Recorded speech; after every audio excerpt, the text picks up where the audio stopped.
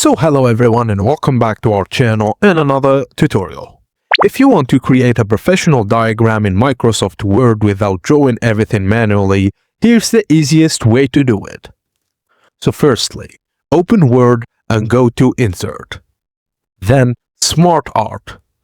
Select Process from the categories on the left and choose the layout that best fits the diagram.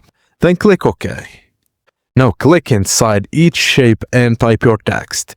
You can also open the text pane from the smartart Design tab to edit everything more quickly.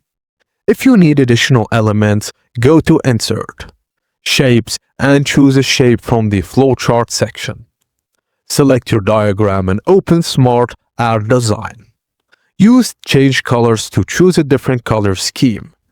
And that's it. You can now quickly create and customize professional diagrams and flowcharts directly in Microsoft Word. As simple as that. Thank you for watching, and please don't forget to like the video and subscribe to our channel for more tips and tricks like this.